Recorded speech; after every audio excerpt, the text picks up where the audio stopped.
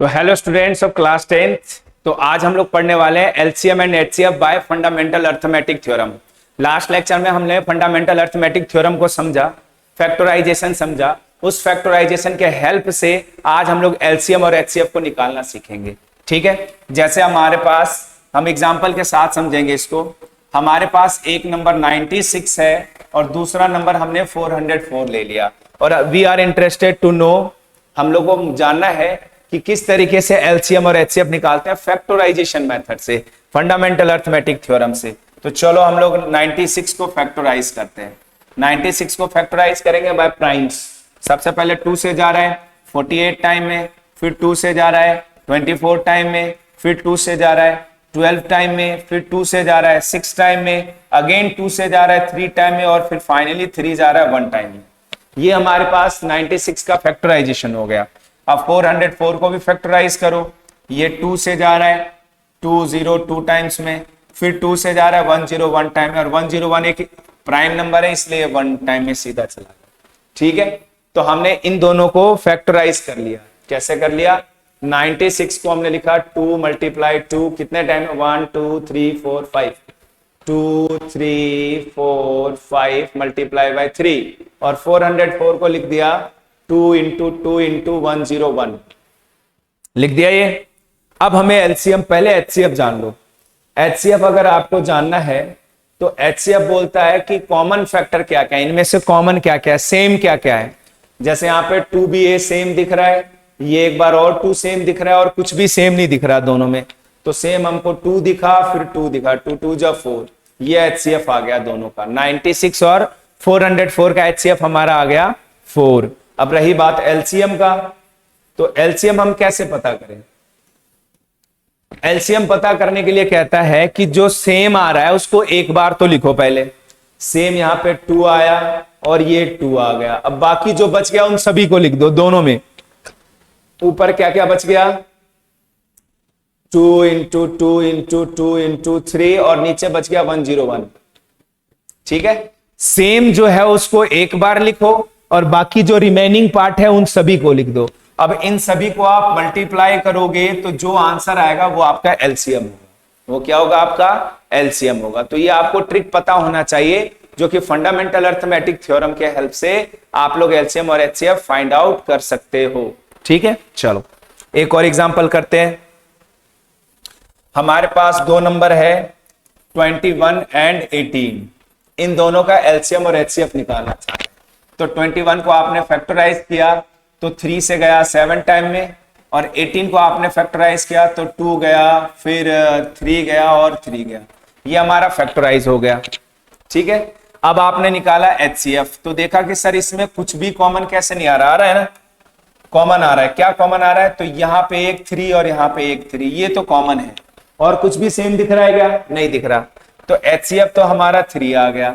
अब रही बात एलसीएम की, तो एलसीएम में जो सेम है उसको एक बार लिखो, और बाकी जो बच गया उन सभी को लिख दो। यहाँ पे 7 बच गया, यहाँ पे ये 2 बच गया, और यहाँ पे ये 3 बच गया।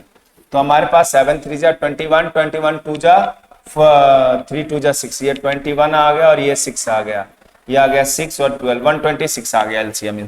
इन दोनों का एलसीएम क्या आ गया? 126 आ गया। ठीक है ना, बहुत इजी क्वेश्चन है ये। इस तरीके से आप एलसीएम और एचसीएफ निकालोगे बाय फंडामेंटल अर्थमेटिक थ्योरम। ठीक है ना।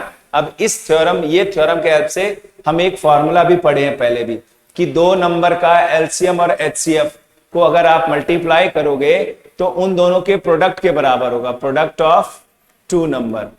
ये फॉर्मूला वैलिड होता है।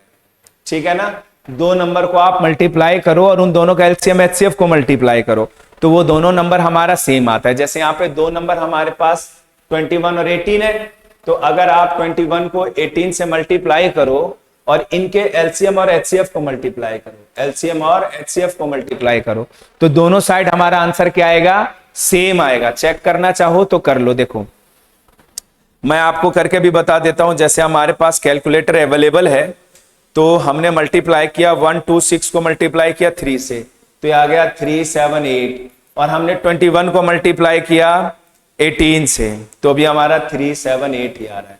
तो आप देख सकते हो दोनों साइड सेम आंसर आया। ठीक है ना, तो ये एक फॉर्मूला है कि किसी भी दो नंबर का एलसीएम और एचसीएफ का मल्टीप्लाई उन दोनों नंबर के प्रोडक्ट के बराबर होता है। ये चेक करने के लिए वेरीफाई करने में भी काम आता है। क्या करने में आता है? वेरीफाई, कि हमने जो एलसीएम और एचसीएफ जो निकाला है क्या वो सही है या नहीं है। उन दोनों को मल्टीप्लाई कर लो, उन दोनों का एलसीएम एचसीएफ को मल्टीप्लाई कर लो। अगर दोनों हमारा सेम आता है तो कहेंगे कि हमारा सही है, एलसीएम एचसीएफ जो निकाला है वो क्या है? सही है, अदरवाइज वो हमारा सही नहीं होगा। अब यहाँ पे एक चीज और आता है कि सर इसमें कुछ भी कॉमन ना आए तब क्या करें। जैसे एक एग्जांपल लेते हैं, एचसीएफ कैसे निकालें। जैसे हमारे पास है 102 और हमें निकालना है 81, ठीक है।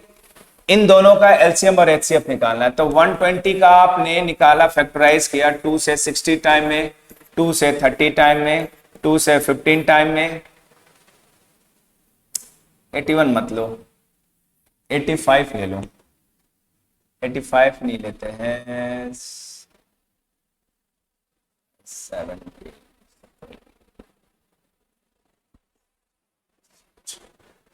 49 ले लेते हैं। क्या ले लिया हमने? 49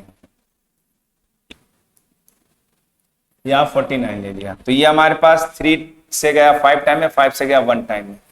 और 49 को जब हमने फैक्टराइज किया तो 7 से 7 टाइम में और 7 से 1 टाइम में।